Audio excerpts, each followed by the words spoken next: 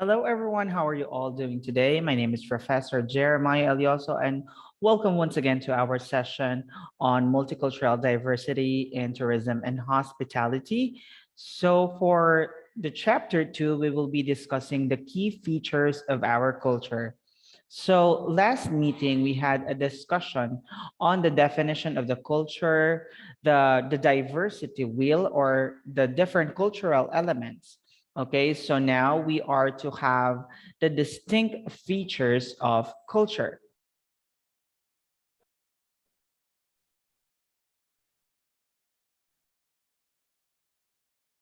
Okay, so after having realized the definition of culture, we have to keep in mind that culture is different from other concepts because of the following reasons or because of the following key features of culture. And we are actually going to discuss each of these one by one, and I'm going to give you examples and to prove to you why these are the key features of culture.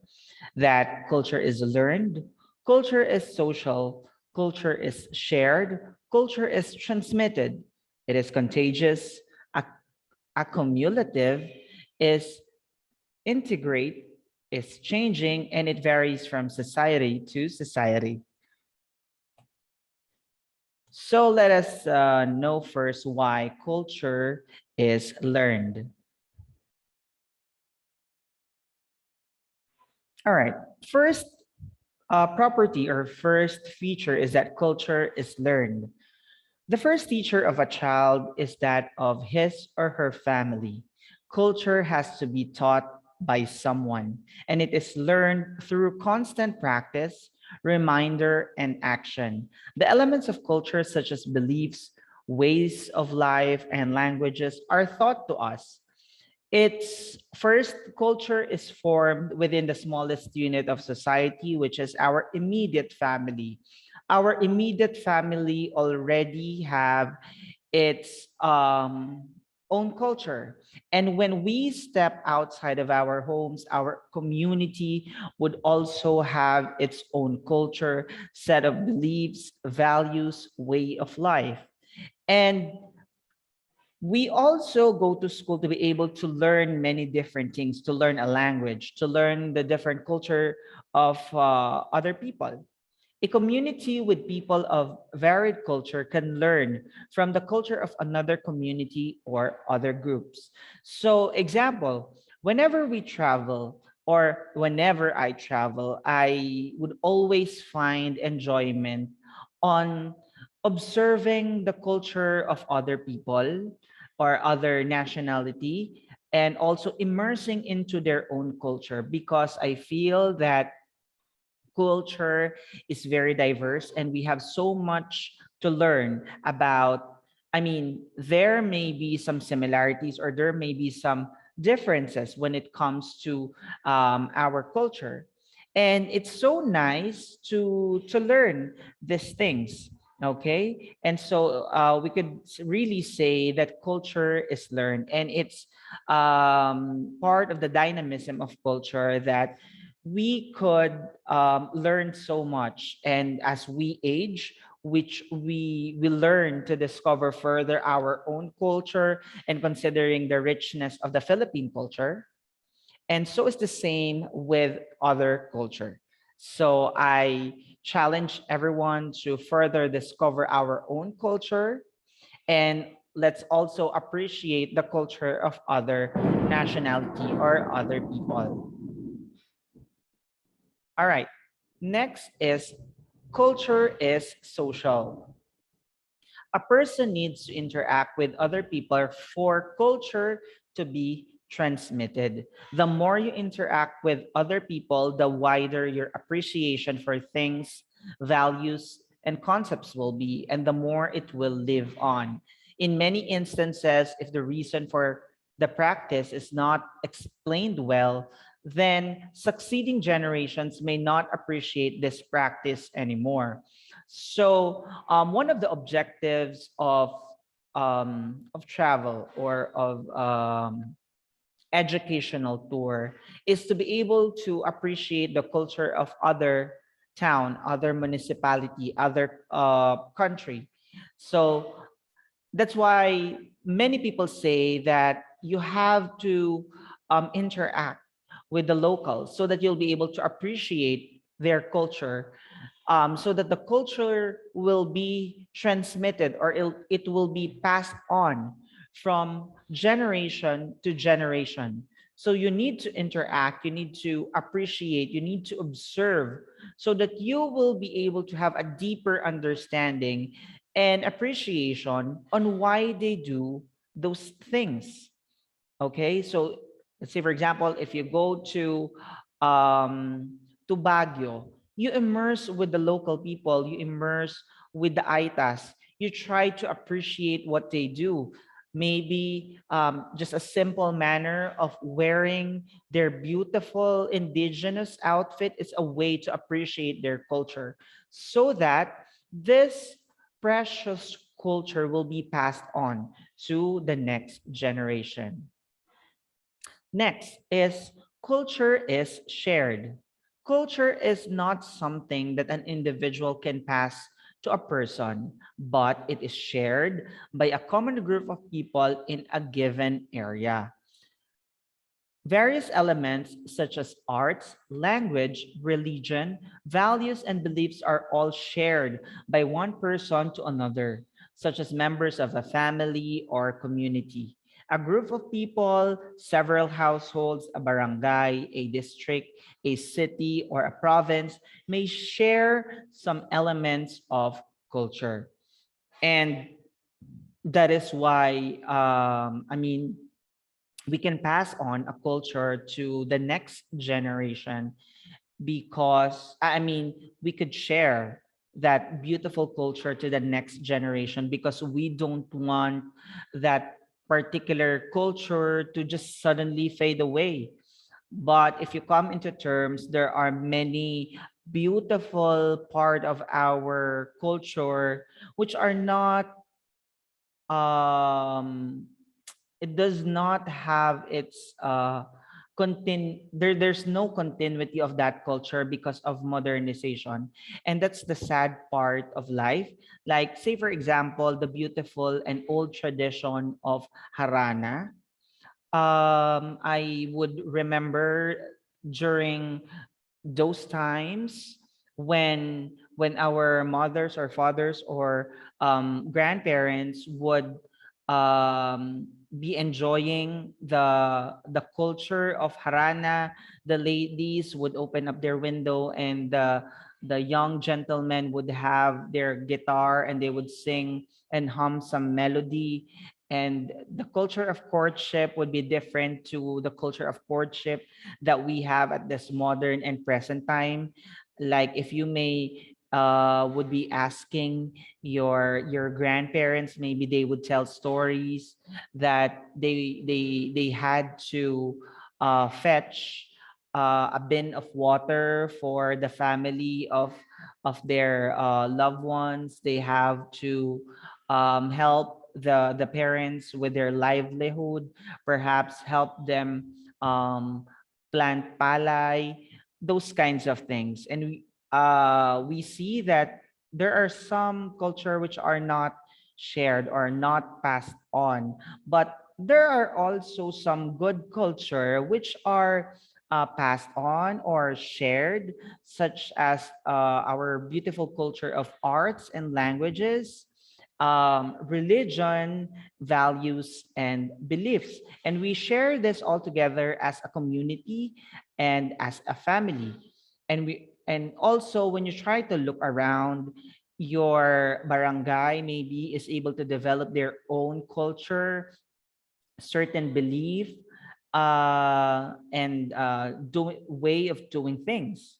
Okay, so think of, what do you think is a unique culture within your province or within your municipality that you want to share to your neighboring fellow, or to maybe to a guest who would be coming from a different country. So it's nice to have an interaction like that. We also have to note that culture is transmitted. The transmittal of culture can be done through practice, written form, or verbal form. The patriarch or matriarch of the family is the holder practice of the family practices. So for the culture to be transmitted, it has to be done. It so that there's continuity and transmittal. It has to be documented, it has to be written, it has to be passed on, whether verbal or in writing. That's why I appreciate the members of the historical council or committee for documenting the rich and cultural heritage of our country. And there's also an organization here in our locality who devotes their time and effort to trace back to, and also the tourism office for bringing back those rich culture that we used to have, and they wanted to introduce this to the younger generation. Okay, they are having activities and different advocacies to be able to transmit this beautiful culture. Next, culture is continuous. The transmission of the cultural elements of one group must be continuous from one generation to the next, because otherwise, if it's not continued, the culture will put to a stop. Okay, the future generation will not be able to enjoy the glory of the past if it's not transmitted or it's not being continued. An understanding the basis of the practice is critical, as it explains the rationale for its practice. In some communities, there are attempts to revive a certain element of culture after its absence in some years. So this is what I'm saying, because there are some culture which had its absence, some had its um, it's like after being dormant, the tourism council or the municipality are trying their best effort to be able to revive the culture and let the younger generation experience this kind of things. Like in Lukban, Quezon, I have seen uh, my mother, as a form of her livelihood, she would have the weaving of buntal hats. And now I see that that this kind of hobby is slowly, or there are just very few women who are doing this kind of crafts. And I am afraid that with modernization, this might not be continued. Okay, so because people during those times do not have access to modern gadgets, they do not have television, and their pastime or hobby is to do crafty things. They would be weaving banig, they would be weaving buntal hats or bags. Okay, so that is one example that culture should be continuous. In its revitalized version, it may not be as authentic as the original, and it may take several years for the restored practice to achieve a level of committed practice by its community members. Like, how do we put this into practice? Like in the culinary world, like in the old times, we see that before we do not have the the austerizer or food processor. So if our grandmothers and grandfathers would want to cook or prepare a delicacy, they would be using a stone grinder or gilingan na bato in order to make puto, in order to make the native kakanin that we used to enjoy now. But with modern times, because of the machinery, because of the advancement of technology, things has changed. But I mean, we could still continue. It may not be as authentic as it used to be, but we are looking forward to the continuity. Okay, but in as much as possible, we wanted to make it authentic. But nevertheless, if you cannot make it as authentic as possible, let us just continue that beautiful culture. Okay, so example of this would be the Mayan language and culture is revived through this hip hop group. So it may not be as authentic as it used to be during the golden times, but let us try to appreciate how people try to revive. And there are many other activities by which we could continue, we could share, we could revive. And it's very timely that now that we are celebrating the tourism month, because September is World Tourism Month, and we have to there is I have signed up for an event related to the tourism month, the third Pacific Asia Indigenous Tourism 2021 conference, wherein there will be an academic exchange of information, sharing of research output related to the ways that our past generation or our indigenous people are doing, and how can the modern generation be able to appreciate the culture of the past. Next, culture is accumulative. It is dependent on many things: the commitment of its followers, the number of followers, its documentation, the rationale of the practice, and even its interaction with other groups who may have a different practice altogether. So, with the transmittal of the culture, it is sad that some of the culture that we used to have may lose its authenticity. Okay. However, it's also nice that with people are trying to, if they try to document with the advent of social media, people have become aware of the culture of the past, or of the culture of the indigenous people. And people are able to appreciate it more because they are able to educate themselves with this kinds of stuff. Culture is integrated. It is a way of sharing with others, making it easier for people to understand or give preference to others who share a common practice. They can easily be identified as coming from a particular region or province. It is part of their life from birth to death and all the events that happen in between. Special events such as Holy Week differ from region to region, and this can be seen in the way that we celebrate.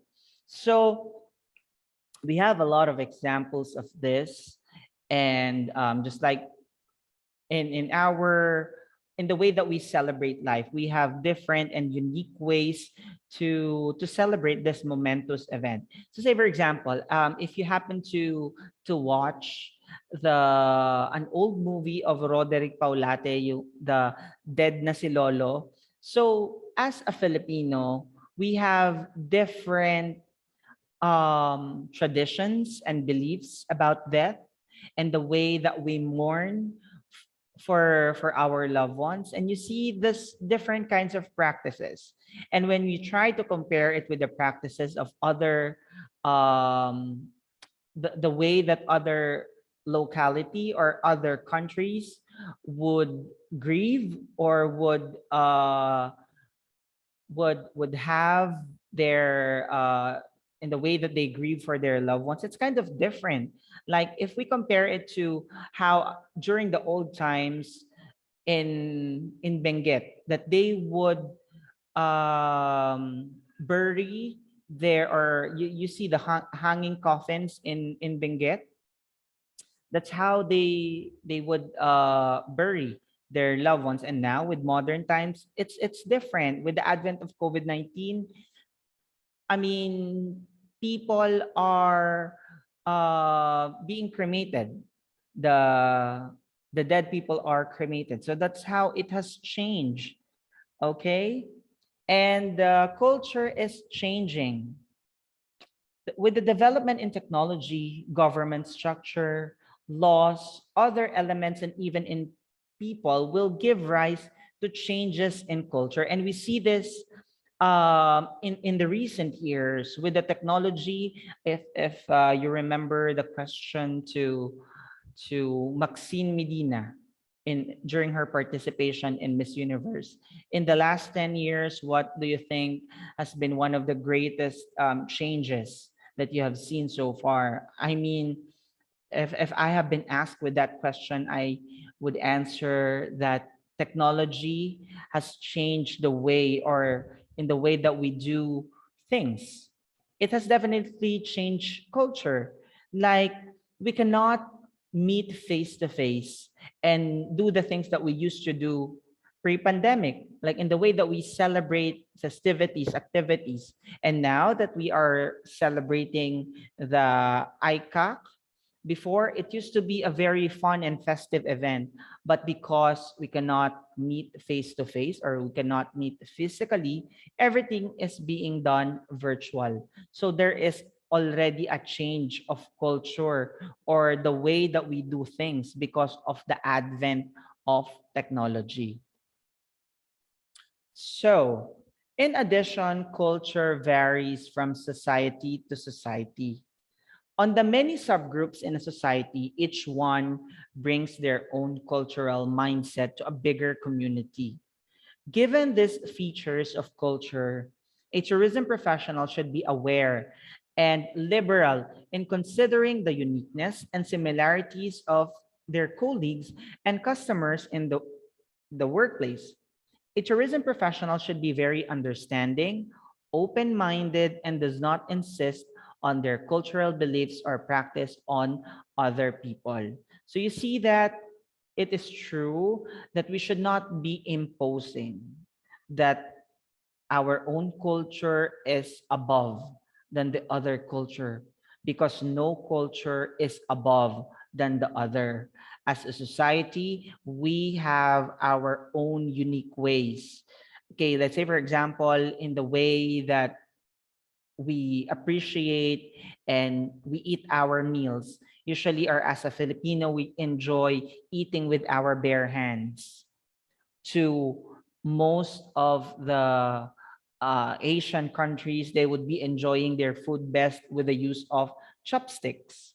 Okay, and it also varies country to country. The chopsticks in Korea are different with that of the Chinese, and it's also different with that of the Koreans.